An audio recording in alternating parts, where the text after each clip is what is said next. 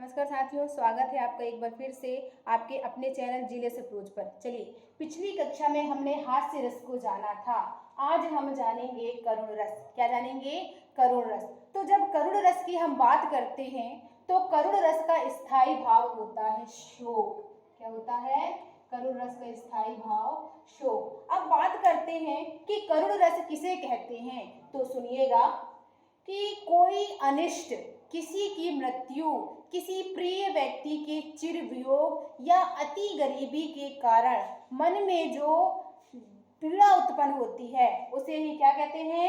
करुण रस कहते हैं। एक बार फिर से सुनिएगा, कोई अनिष्ट, किसी की मृत्यु, किसी प्रिय व्यक्ति के चिर वियोग या अति गरीबी के कारण मन में जो पीड़ा उत्पन्न होती है उसे ही करुण रस कहते हैं। क्या कहते हैं? करुण रस। अर्थात कोई अनिष्ट मतलब कोई ऐसा कार्य हो जाता है, ऐसा काम हो जाता है जिसकी हम कल्पना भी नहीं करते, कुछ ऐसा बुरा हो जाता है, किसी की मृत्यु हो जाती है, कोई प्रिय व्यक्ति होता है जो हमसे हमेशा हमेशा के लिए दूर हो जाता है, जिसके वापस आने की संभावना नहीं होती, या अति गरीबी के कारण मन में जो दर्द उत्पन्न होता है, जो पीड़ा उत्पन्न होती है, वही क्या होता है?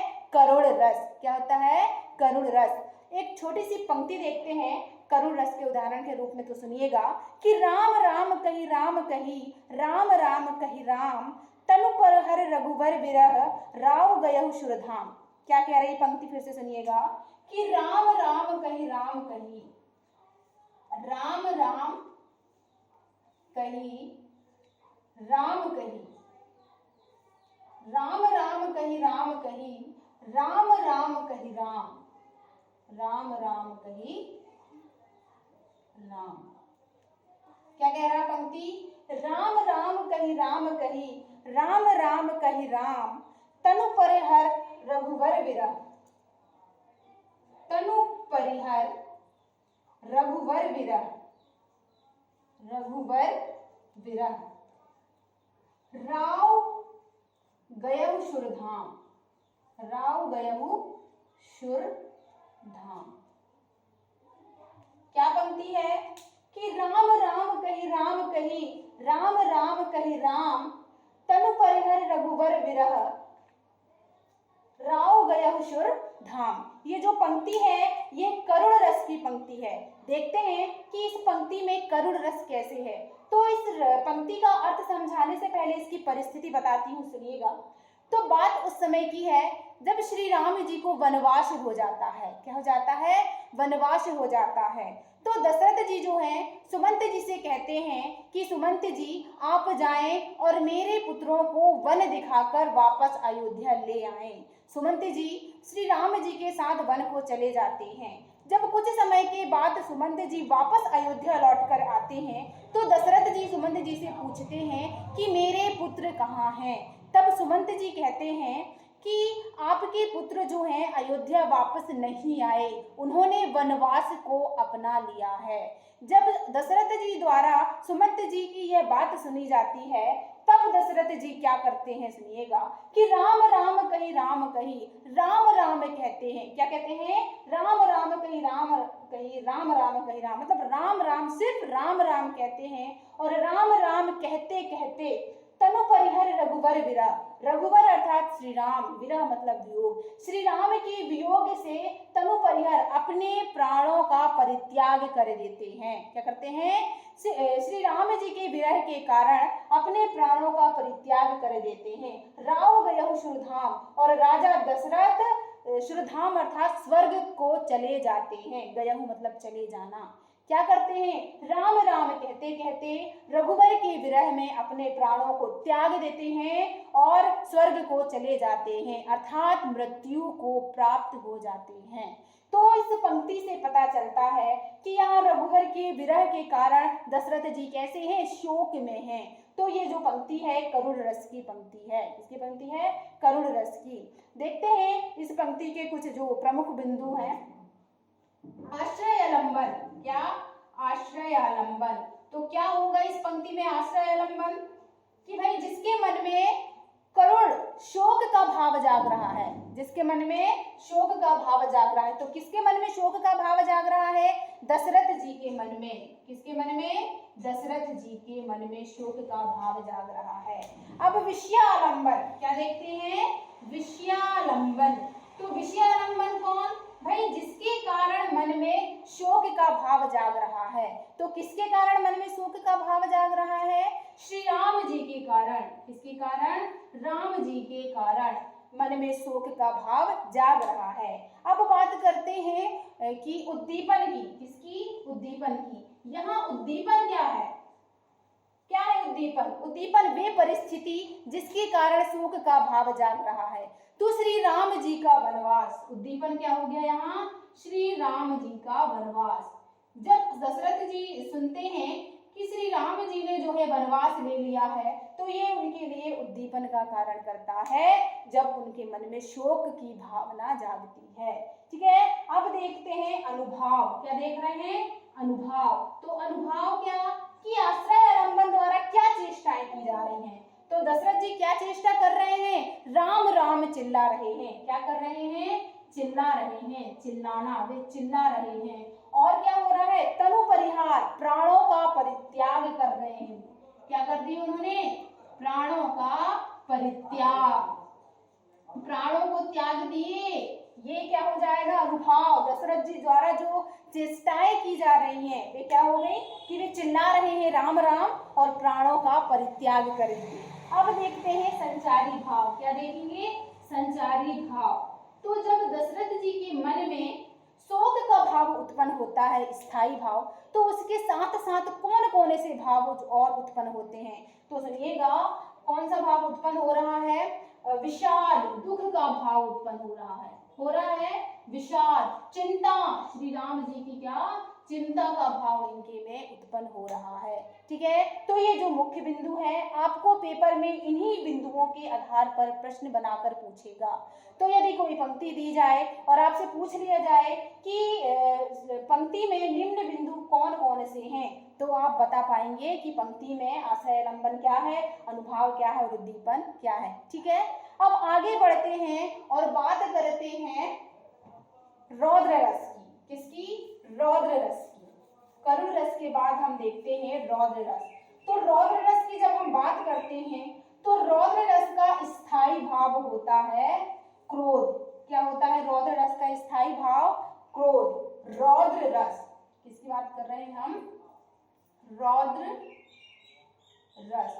तो रौद्र रस का स्थायी भाव जो होता है वह होता है क्रोध। क्या होता है? क्रोध। अब हमसे कोई पूछे कि रौद्र रस किसे कहते हैं, तो सुनिएगा, जब एक पक्ष के द्वारा दूसरे पक्ष का अपमान किया जाता है, तो उस अपमान से मन में जो क्रोध का भाव उत्पन्न होता है, उसे रौद्र रस कहते हैं।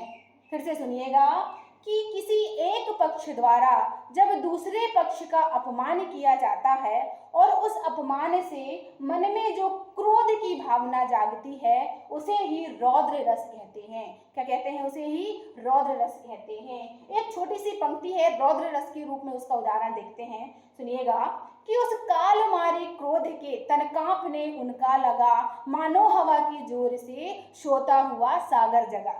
क्या कह रहा है पंक्ति? उदाहरण देख रहे हैं रौद्र रस की कि उस काल मारे क्रोध के, उस काल मारे क्रोध के, उस काल मारे क्रोध के तन कांपने उनका लगा, तन कांपने उनका लगा, उनका लगा, मानो हवा की जोर से, मानो हवा के जोर से, जोर से सोता हुआ सागर जगा,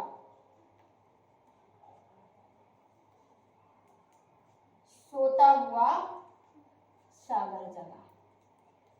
ठीक है, तो देखते हैं पंक्ति, उस काल मारे क्रोध के, क्रोध पंक्ति में ही क्या शब्द आ गया? क्रोध। तन कांपने उनका लगा, तन कांप रहा है किसके कारण? क्रोध के कारण। उस समय क्रोध के कारण तन कांप रहा है, मानो हवा की जोर से, जैसे कि मान लो कि हवा के जोर से सोता हुआ सागर भी कैसा हो गया है, जाग गया है, सोया हुआ सागर भी जाग गया है। तो इस पंक्ति को पढ़ते ही हमें स्पष्ट हो जाता है कि इस पंक्ति में जो है रौद्र रस है। क्यों? क्योंकि यहाँ क्रोध की बात कही गई है, नायक के मन में क्रोध जाग रहा है, इसलिए ये पंक्ति में क्या है, रौद्र रस। चलिए ये पंक्ति किस समय की है, कब कही गई है, आपको बताती हूँ इसकी परिस्थिति। तो बात उस समय की है जब महाभारत का युद्ध होता है और महाभारत के युद्ध में चक्रव्यूह में फंसकर अभिमन्यु की मृत्यु हो जाती है। तो जब अभिमन्यु की मृत्यु होती है तो मृत्यु की खबर श्री कृष्ण द्वारा अर्जुन को दिया जाता है। श्री कृष्ण अर्जुन को कहते हैं कि अभिमन्यु की मृत्यु हो चुकी है शत्रुओं के द्वारा। तो ये पंक्ति जो है बीच की पंक्ति है, स्टार्टिंग से आपको बताती हूँ कि श्री कृष्ण के सुन वचन अर्जुन क्रोध से जलने लगे, सब शोक अपना भूल कर करतल युगल मलने लगे, संसार देखे अब हमारे शत्रु ऋण में मृत पड़े, करते हुए ये घोषणा वे हो गए उठकर खड़ी, तब काल मारे क्रोध के तन कांपने उनका लगा, मानो हवा के जोर से सोता हुआ सागर जगा। तो क्या होता है, जैसे ही श्री कृष्ण अर्जुन को बताते हैं कि अभिमन्यु की मृत्यु हो चुकी है कौरवों के द्वारा, तो श्री कृष्ण जो है क्रोधित हो जाते हैं। श्री कृष्ण के वचन सुनकर वे कैसे हो जाते हैं, क्रोध में आ जाते हैं, सब शोक भूल जाते हैं अपना और अपने हाथों के तलों को क्या करने लगते हैं, मलने लगते हैं। फिर वे क्या घोषणा करते हैं, सुनिएगा कि अब संसार देखेगा कि हमारे शत्रु जो है रणभूमि में मृत पड़ेंगे। ऐसी घोषणा करते हुए अर्जुन जो है रथ पे बैठे होते हैं और क्रोध से वे रथ से कैसे हो जाते हैं, खड़े हो जाते हैं, हो जाते हैं, खड़े हो जाते हैं। फिर उस काल मारे क्रोध, उस समय क्रोध के कारण जैसे ही वे खड़े होते हैं तो उस समय क्रोध के कारण उनका तन जो है कांपने लगता है, उनका शरीर जो है कांपने लगता है क्रोध के कारण, मानो हवा के जोर से सोता हुआ। ऐसा लग रहा है कि मानो जोरों की हवा चल रही है और उस हवा की जोर के कारण जो शांत सागर है, सोया हुआ सागर है, वह भी कैसा हो गया है, जाग गया है। जब कोई सागर शांत होता है और जोर से आंधी तूफानें आती हैं तो सागर में लहरें उठने लगती हैं, तेज तेज उथल पुथल मच जाती है। वही स्थिति यहाँ अर्जुन की है कि क्रोध के कारण उनका शरीर कैसा होने लगता है, कांपने लगता है। तो जिस पंक्ति को पढ़ते ही, जिस काव्य को पढ़ते ही हमारे मन में जो है क्रोध की भावना जाग जाती है, वहां क्या होता है, रौद्र रस। क्या होता है, रौद्र रस। देखते हैं इस पंक्ति के भी बिंदु, आश्रय अलंबन, जिसके मन में क्रोध का भाव जाग रहा है। तो किसके मन में क्रोध का भाव जाग रहा है, अर्जुन के मन में। किसके मन में, अर्जुन के मन में। विषयालंबन, किसके प्रति क्रोध का भाव जाग रहा है, तो कौरवों के प्रति। किसके प्रति, कौरवों के प्रति, कौरवों के प्रति, है ना, शत्रुओं के प्रति, कौरव, है ना। फिर उद्दीपन, उद्दीपन क्या है इसमें, उद्दीपन है रणभूमि। क्या है, रणभूमि। और अभिमन्यु की मृत्यु, है ना, अभिमन्यु की मृत्यु, अभिमन्यु की मृत्यु की खबर जो है उद्दीपन का काम कर रही है ना। फिर अनुभाव, अब अनुभाव क्या कि आश्रय अलंबन द्वारा जो चेष्टाएं, तो अर्जुन आश्रय अलंबन के द्वारा क्या चेष्टाएं हो रही हैं, क्या हो रहा है, उनका शरीर जो है कांप रहा है गुस्से के कारण। गुस्से से शरीर का कांपना, गुस्से से शरीर का कांपना, बिल्कुल गुस्से के कारण अर्जुन का शरीर जो है कांप रहा है। अब देखते हैं संचारी भाव। तो जब अर्जुन के मन में क्रोध नामक स्थायी भाव है, उसी समय संचारी भाव कौन कौन से हैं, कौन से छोटे छोटे भाव उनके मन में जाग रहे हैं, देखेंगे।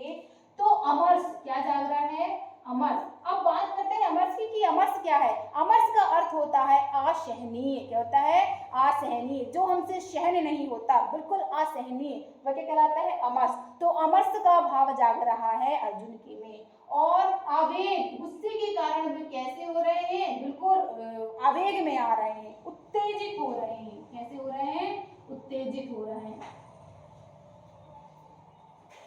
उत्तेजित हो रहे हैं।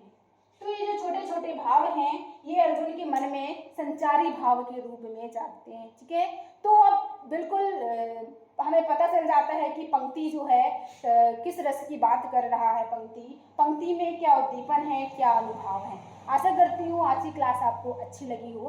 आगे की क्लास में हम विभत्स रस पर चर्चा करेंगे। उसके लिए जुड़े रहिए आपके अपने चैनल जीलेस अप्रोच पर। वीडियो को अंत तक देखने के लिए धन्यवाद।